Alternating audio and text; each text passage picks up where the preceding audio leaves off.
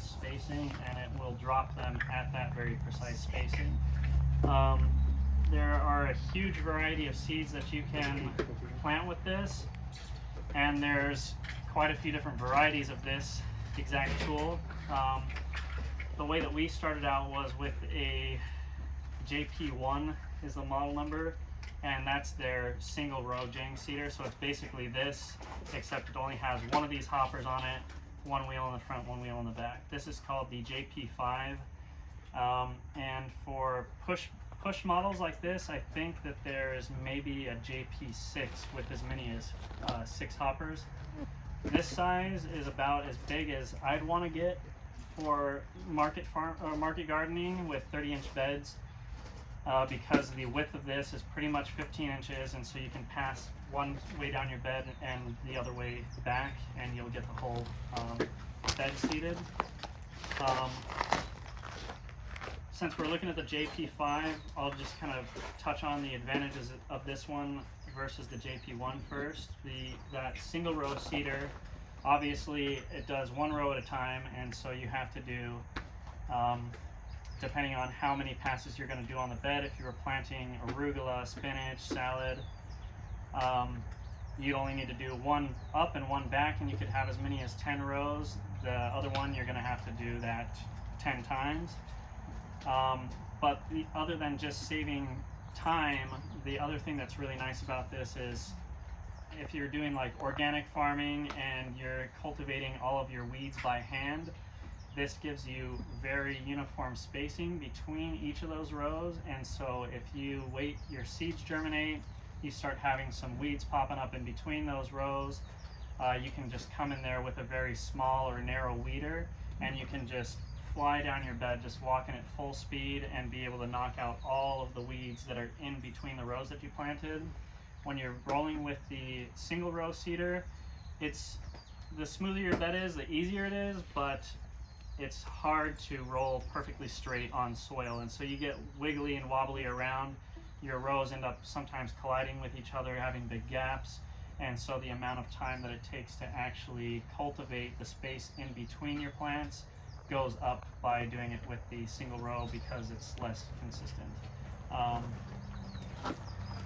That was the main reason that we used both the single row and the 5-row seeder, but that was the main reason that we upgraded to this one, was just so that we could save time in the actual like cultivation and maintenance of the weeds in those beds.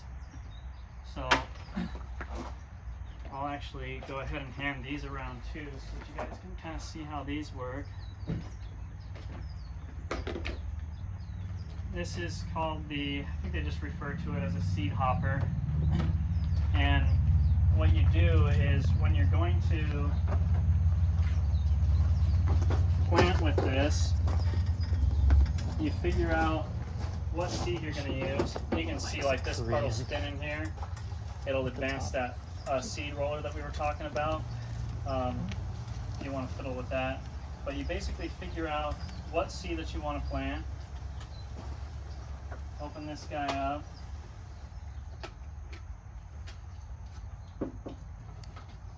You take your roller, and the one that I have in here right now would probably be about the size that I'd use for radish seeds.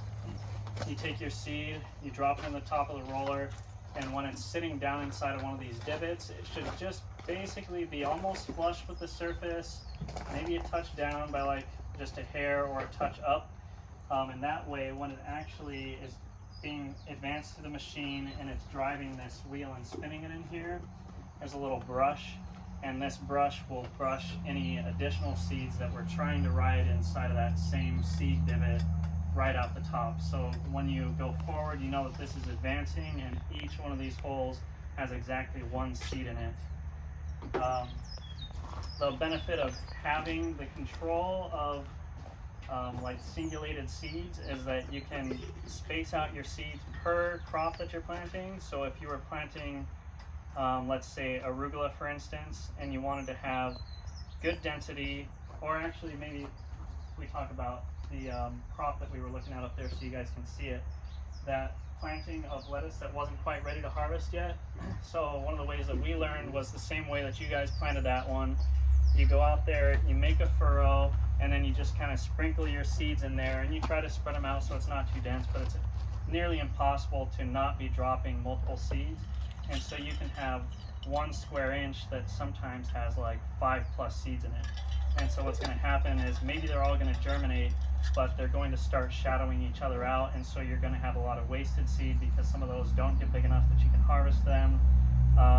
Some of them, the bigger ones that do grow successfully, if everything starts filling out and gets a really thick canopy, some of those other smaller ones that didn't keep up can become rotten under there from not having enough airflow. So this basically takes out that risk of getting too high of a seeding density, and so you can have a very uniform canopy of greens that have developed to the same size. They're all getting good photosynthesis, they're all getting good airflow, so you're going to have less fungal issues, you're going to have less bacterial and blight issues, and the lower canopy is going to not exist, so you're going to have uniform photosynthesis, so everything's going to have good color, and you're not going to end up having like pale yellow leaves inside of your mixes. So basically, the way that this works, you determine how many rows you want to have out there. Like I said, if I was planting arugula or salad, I like to take out this far hopper on this end, and I plant 4 rows and 4 rows. And one of the reasons that I do that is because when you saw me using that greens harvester earlier, I was talking about that outer row that drapes down into the walkway. We actually have raised beds, and so when they drape and droop down, they go down extra, like way down there. And by having everything up on top of the bed, I have less of that tendency for the crop to be dripping over in a spot where my greens harvester can't reach it. So that's just a personal preference. I end up planting 8 rows to get density. Basically, you can get these rollers. The ones that I just passed around are all 24 seed rollers, so there's exactly 24 holes around the outside of this wheel. And what you do is you pick out the wheel that's going to be the right size for your seed. You choose your density that you want to plant it. You open the side of this guy here. You got a little chain and sprocket assembly, and you've got a little panel on the side here, a little grid that shows you your spacing. And so if I want to plant arugula and I want them to be exactly 1 inch apart, I can look at this grid in the yellow here. This is showing the inch spacing, and I go one of these columns down here that gives me 1 inch spacing. I look at the roller that it's going to require. It's going to require any roller that has 24 holes on it, like the ones we've got. And to get that spacing, I need to put a rear sprocket that has 9 teeth on it and a front sprocket that has 14 teeth on it. So I went ahead and I did that already. They're just stored right over here on the side of the tool so that you have them whenever you need them. Pull off the ones that you want. This chain just comes out of here, swap the sprocket, stick this thing back on, and then close this up. So that's a pretty fast thing. Most of the stuff that we plant likes to have about the same spacing. We do loose leaf greens, we do those with this. So we do lettuces, arugula, spinach. You can do like a mesclun mix. The other things that we plant with this are radishes, and we do those at a 1 inch spacing as well. We do beets with this. We do those at a 2 inch spacing, so I'd be tweaking that for that. And you can do flowers. We've done experimenting with like just single bed cover crops of like putting buckwheat on 1 bed at a time, because we want to have time for it to break down after having grown something like sunflowers in there that have very big stalks on them, because we try not to uproot things from the bed. We try to leave things undisturbed as much as we can. So yeah, there's a huge variety of stuff that you can plant with this. We barely scratched the surface of what it's capable of, and it plants everything really well, except for the one thing that I have not been successful with is I cannot get it to plant corn and get the corn to germinate. I do that with just a jab planter and do one plant at a time. For some reason, it drops all the seeds in the ground, and it's probably just operator error, but I get like maybe 1% germination with this thing. Literally that bad. So, yeah, you figure out what you're going to be planting, the spacing. You set these wheels up, or gears up there, so that it'll drop those at that rate. You fill each of your hoppers with seed, and this is one downside about using this model. If you only have like one little packet of seed, there needs to be enough seed in here that while it's advancing, there's kind of some weight down on it that all of these holes, or all of these little divots inside of your seed roller can get filled. If there isn't enough, then it'll actually skip and miss a lot of seeds in there. So if I am running low on seeds for some reason, like maybe I just planted Mokum carrots and forgot to reorder, and I need to plant them again, but I don't have enough to populate all these hoppers, then I'll suck it up and I'll do it with the single row, because I'm able to actually put enough in here to fill the hopper to a degree that it'll plant. So you might have enough seeds to do the whole bed, but you need to have enough to actually populate each hopper. So that's one downside to this machine. You need more seeds. Could you like fill it up with corn seed that won't fit into the roller? Just yeah, you might be able to dabble with something like that. That's a really good thought. Probably a solution, yeah. Normally we just try to keep stocked on seeds, so it's a non-issue, but that's a good idea. What's the germination rate for like sunflower or the ones which you, the different crops which you use it for currently, or you've seen it used for?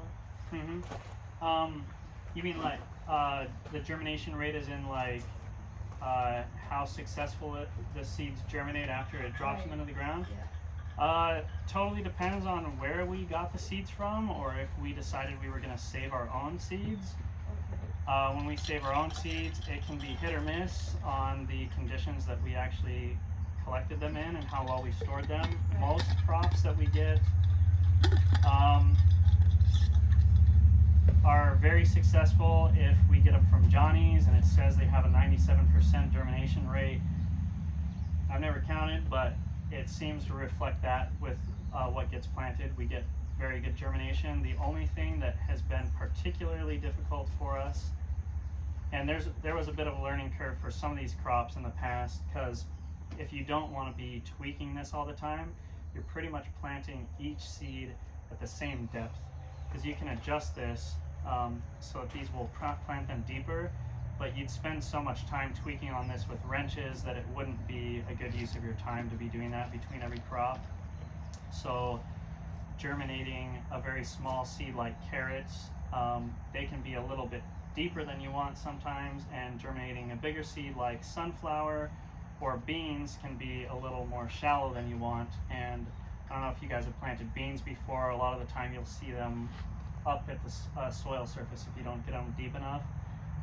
So that was something that we actually don't tend to plant beans with this one. We use an earthway seeder, which is like, you can get them for like 99 bucks, and they do an awesome job with beans. And we used to use them for beets as well. But beets, because beets are a cluster seed, they can tend to be really irregular shape and size. And so when they go through these wheels, you need to have a wheel that's bigger than necessary, so that the seed doesn't get crushed as it's coming out, because that'll just destroy your germination rates. You can get singulated seeds that are pelleted. They're significantly more expensive, and we didn't have any more success with the pelleted seeds. We actually had even less success. So we just use a bigger dimple on the wheel there, and we use the standard like cluster seeds that are non-pelleted. So which was the tool you used for beets and beans? You were saying some Earthway is the name of that. Earthway? Yeah, Earthway. It feels way less substantial than this. It's significantly simpler, but it does an excellent job. Okay, got it. It doesn't do as good a job at singulating the seeds. Okay. It uses a little wheel on the side that scoops the seeds out and dumps them out, and so you tend to have more clusters, but you will get very good planting rates. Oh, great, thank you. So anyway, get your seeds in here, you get your sprocket adjusted, that adjusted. This little brush that's inside here, if you decided that you wanted to have a very dense planting and you didn't want to have singulated seeds, you can actually fine tune all these different things. You can raise that brush up so that more seeds can dump out. There's a little copper piece in here that has some like felt stuff on the back of it, and that'll actually keep the seeds inside of the roller until they're basically forced to drop out of it. And that way, if you have seeds that tend to be a little more irregular in size, they won't tend to fall out prematurely, and so you'll get that consistent spacing. But if we plant beets or an inconsistent size pelleted seed, I'll take that little piece out because it will tend to crush the seeds that are going through. So there's little things that you kind of have to twist and tweak on this to figure out how to get the results that you want per crop that you plant. But you can get there, and once you get it dialed in, you basically know exactly what it takes per crop, write it down, and then make those tweaks. And when I'm going to go out to the field, if I need to plant several crops that use one roller, I'll plant all those in a row before I go through here, and I take out the roller and swap it for a different size seed, just to cut down on the amount of time that I'm messing around with the tool. So yeah, you get your seeds in here, get everything loaded up, you roll out to the field, and basically the way that this works is as you roll forward, this is basically just a little plow. It'll open up a tiny little spot for the seeds to drop. Just as soon as it's open, this will continue to keep it open by about ½ an inch.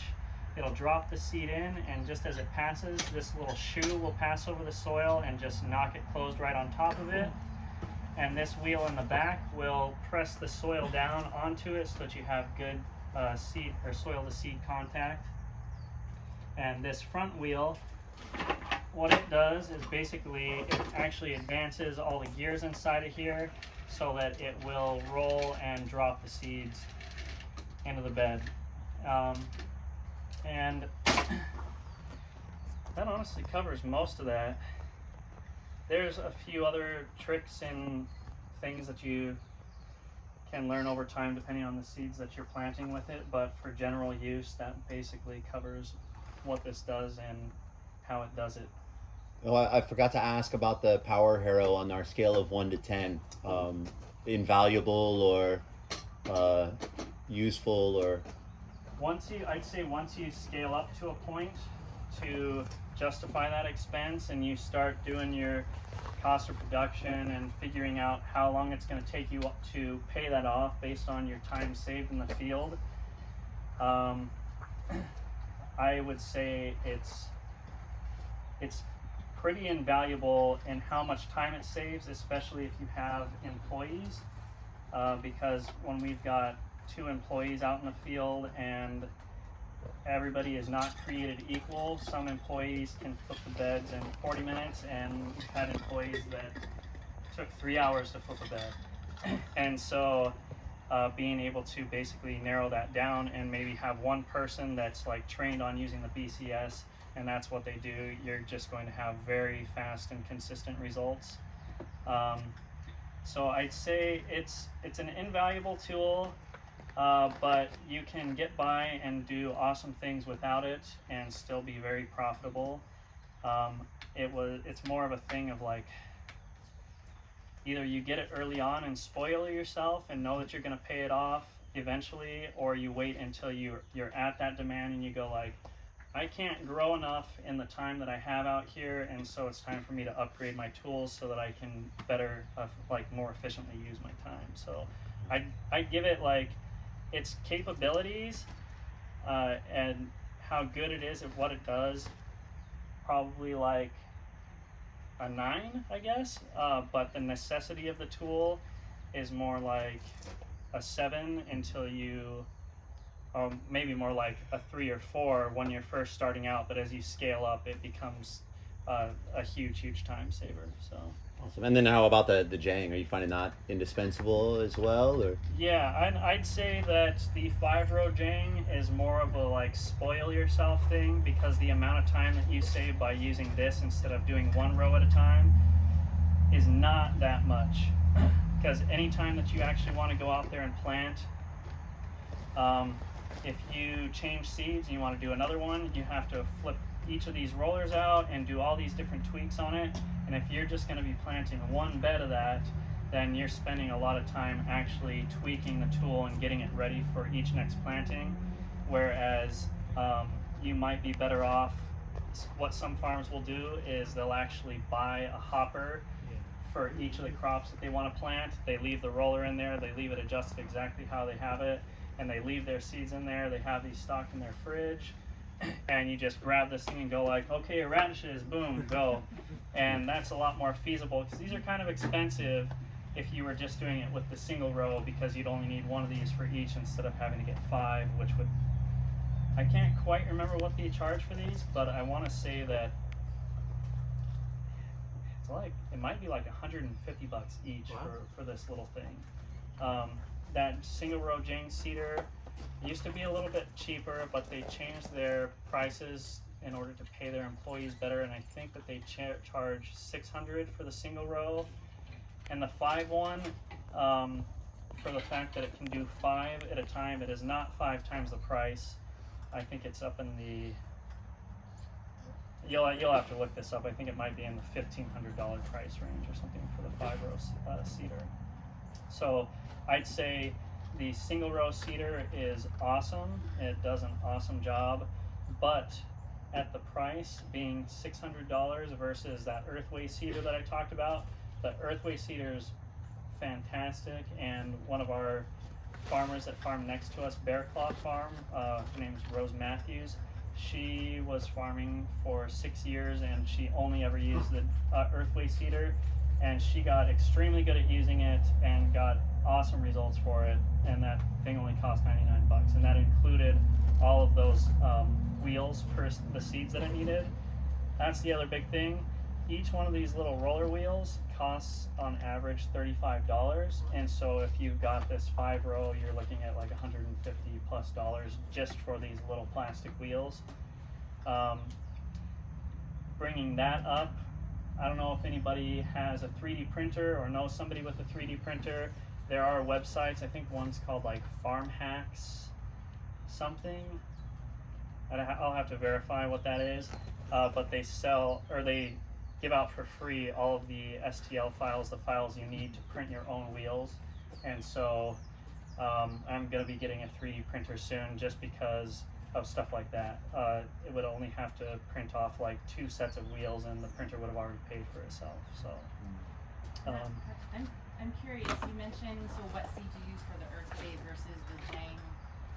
I'm curious what crops you save just for paper pot, and okay. and what, whether it makes sense if you only can invest in one, would it be better to go with the Jang or paper pot? I guess it depends on what you're growing. Anything that we can direct seed into the field and get the results that we're looking for, we do that. Just because the amount of time and the space in the nursery that it takes up is significantly less. But we do certain crops in the paper pot transplanter because it is a significant time saver on the actual like weeding that we have to do, because you're able to grow that crop inside of your nursery for the first month, and so that crop's going to be way ahead of your weeds. So these days I've only been planting lettuce mixes in the field as kind of like an emergency, because we had some kind of crop failure or we got behind on schedule and I wasn't able to plant those lettuce heads in the nursery. So under those circumstances, I'll use my Jang seeder, I'll do all the works, and I'll direct seed in the field, and we'll have a harvest in 30 days. If I'm using my paper pot transplanter, that's going to be more skewed toward crops that are more sensitive and have a little bit longer life cycle. So I'll do lettuce in that, but you're doing it that way and you're getting lettuce heads instead of baby greens. And so they'll be in the nursery for 30 days, and then we'll transplant them to the field. They'll be in the field for 30 days. And so the paper pot transplanter, I do lettuce heads. Now I'm doing cilantro, chives, green onions. I'm just about to do some purpleette, like small bulb onions. So our primary thing that we do is the Salanova head lettuces, a variety of mixes, and then we also do a baby romaine called Dragoon, and we're just about to maybe swap over to a variety called Little Gem, because the seeds are like dirt cheap, like I think it's like 1/10 of a cent per seed, whereas the Salanova seeds cost us 10 cents a piece. And so when we plant out a tray of Salanova, it's got 256 heads, and so it's $25 of seeds just for that tray, plus the paper chain. It's about $4 because of the markup for getting shipped out here. And then you got to think about the soil media, any nutrients that you fed it with over that 1 month period. So the expenses increased, but the quality of the crop has a lot more potential because you can really spoil it for that first month, and the healthier it is during that cycle, the faster it grows in the field, and we get way less pests if the crop is healthy itself. If we get it out there and it didn't do well in the nursery, or it hasn't gotten the nutrients it needs, or maybe it got stressed from the sun, we tend to have like a lot more pest damage because the pests tend to gravitate towards the unhealthy crops rather than crops becoming unhealthy because of pests for most of the insects that we deal with. Yeah, so I think I listed most of the stuff we do with the paper pot seeder or transplanter. The Earthway, that one was the beans, and the beets worked really well with that. But you can do anything with that except for when Rose was doing lettuce mix with the Earthway seeder, it could do it, but it dumped like super plenty seeds, and so you had more issues with having like over germination and out competing each other. Yeah. Did I answer what you originally asked? Yeah, Okay. thank you. Yeah. Anything else? Maintenance? Sorry. Go ahead. Maintenance? Virtually none. I have never done any maintenance to mine. The only thing is that I don't have it. These do a good job at planting into many soil conditions. It can be rubbly, it'll plant successfully, it can be smooth. The better the bed is, the more uniform the seeds singulate, because when they drop down into the soil, they tend to stay right where they drop, whereas if it's like rubbly and chunky, they'll bounce all around, go where they want. And any of these tools that we're looking at today don't really work well with wet conditions. If you start rolling this in the wet soil, the front will just basically become giant wheels of mud. The plows they'll start like just forcing the soil out of the way, and the part of the plow that actually holds it open can get clogged with mud, and like the seeds will get stuck inside there. So those are some of the cons of this tool. But we typically only use it when the conditions are good for it, so we'll kind of plan around that, and we'll give ourselves like a planting window of we want to try to get these in within like Monday and Wednesday, and so we'll wait for those weather conditions to be good, and if it's forecasted to look fishy, we'll go at our first opportunity that's good enough. And so yeah, if you go out there and you're using this when when it works best, about the only thing that you have to do is just wipe some soil off the plows right here, and then put it back out of the sun, and they stay pretty much pristine. I've never had a chain or a bearing or anything need replacement or even lubrication on it. So in general, they're made very well and have there's things that can go wrong, but it's not, the soil and planting isn't very hard on the tool, so it doesn't have issues very often. And the earthway seeder is even simpler than this, so probably even less things that could go wrong with it. And to my knowledge, the replacement parts are very inexpensive. Most of it's made out of aluminum, so the stuff is pretty inexpensive. Yeah. Yes. When you're doing a salad mix, do you put the mix in all the hoppers, or do you put 4 individual? You can do it both ways. Yeah. So that clay bottom farm that I was talking about earlier, he does a lot of his mixes with individual mixes in the hoppers, and so I think that I've seen him do it different ways, but sometimes he does like a couple rows of one mix and a couple of the other, and I don't know if he's doing that for uniformity, for how they grow, or if it's because he doesn't want to mix those up in case he wants to do a planting of all Mizuna or all of lettuce. But the way that we have used this historically has been to just order a pre-mixed pack, like I don't know what you have out there, like Encore or All Star mix. Both. Yeah, the little one I think is the All Star, and then the tall one is the Encore, I think. Yeah, that's kind of what I was thinking. And then the one was pelleted. The slow going one was pelleted. Oh, it was pelleted. Okay, I've never actually tried a pelleted mix like that. But yeah, you can get them pre-mixed, and they tend to mix them with varieties that have similar traits and similar days to maturity, so that you don't have one that's just like totally outgrowing the others. In general, that has worked well for us. That one that you guys saw me harvest, in Waimanalo, we sometimes have issues with like high moisture and humidity. I'm sure the same thing over here, but we tend to get a lot of white rust on the like mustards inside of that. So we moved away from that mix in particular, but everything else in that mix might be good to mix together. So some people will also buy their own custom mixes and just mix them all together, one bag, dump them in there.